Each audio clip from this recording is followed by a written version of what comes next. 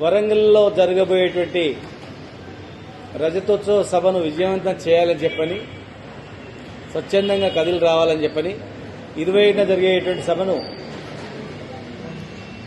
24 సంవత్సరాల నుంచి 25 సంవత్సరాల్లో పడుతున్నటువంటి బీఆర్ఎస్ పార్టీ రజతోత్సవాన్ని విజయవంతం చేయాలని మరొకసారి అందరినీ కూడా కోరుకుంటూ, తెలంగాణ రాష్ట్రం గురించే పుట్టినటువంటి పార్టీ. ఈ భారతదేశంలో చాలా పార్టీ రాజకీయ అస్తిత్వం గురించి పార్టీలు పుట్టినాయి. కానీ బీఆర్ఎస్ పార్టీ అనేది రాష్ట్రం ఏర్పాటు గురించి పుట్టినటువంటి పార్టీ, రాజకీయం గురించి పుట్టిన పార్టీ కాదు. ఇది రాజకీయ పార్టీ అసలు కాదు. కేవలం రాష్ట్రం ఏర్పాటు కావాలనే పుట్టినటువంటి పార్టీ ఇది. ఆ తర్వాత రాజకీయ పార్టీకి అవతరించినటువంటి పార్టీ ఇది. రాష్ట్రాన్ని తెచ్చిన పార్టీ, తెచ్చిన తర్వాత రాష్ట్రాన్ని చక్కదిద్దినటువంటి పార్టీ. రాష్ట్రం ఏర్పాటు ఎందుకో ప్రజలకు తెలియజేసినటువంటి పార్టీ. వచ్చిన తర్వాత ఎందుకైతే తెలంగాణ రాష్ట్రం తెచ్చుకున్నామో దాన్ని నెరవేర్చడానికి పాటుపడినటువంటి పార్టీ. 10 సంవత్సరాలు అహర్నిశలు కొట్లాడి ప్రభుత్వంలో నడిపి ప్రతిపక్ష పార్టీలతో కొట్లాడి భారతదేశాన్ని ఒప్పించి, అన్ని పార్టీలు ఒప్పించి తెలంగాణ తెచ్చినటువంటి పార్టీ. 10 సంవత్సరాల కాలంలో నీళ్లు, నిధులు, నియామకాలు అనే పునాదులపైన పుట్టినటువంటి ఉద్యమం ఈ పార్టీ. భారతదేశమే గర్వించేటట్లు వ్యవసాయ రంగంలో అగ్రభాగం తెలంగాణ రాష్ట్రం, ప్యాడీ ప్రొక్యూర్మెంట్లో తెలంగాణ రాష్ట్రం. ఏది చూసినా అత్యధిక హాస్పిటల్స్, మెడికల్ కాలేజీలు, ప్రతి ఇంటికి మంచినీళ్లు, ప్రతి రైతుకు దేశంలో ఎక్కలేనటువంటిది రైతు బంధు, రైతు బీమా,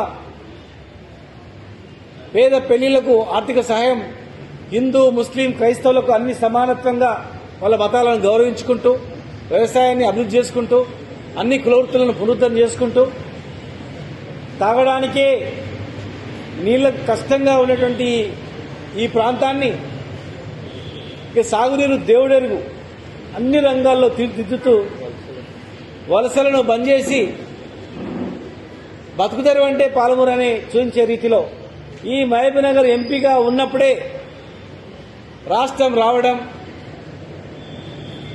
రాష్ట్రం వచ్చిన తర్వాత 10 సంవత్సరాలు రైతాంగం అన్ని వృత్తులను బాగు చేసుకోవడం. మరి ఏ పాత్ర ఉన్నా, అటు ఉద్యమంలో ఉన్న ప్రధాన పాత్ర, అధికారంలో ఉన్న గొప్పగా పనిచేయడం.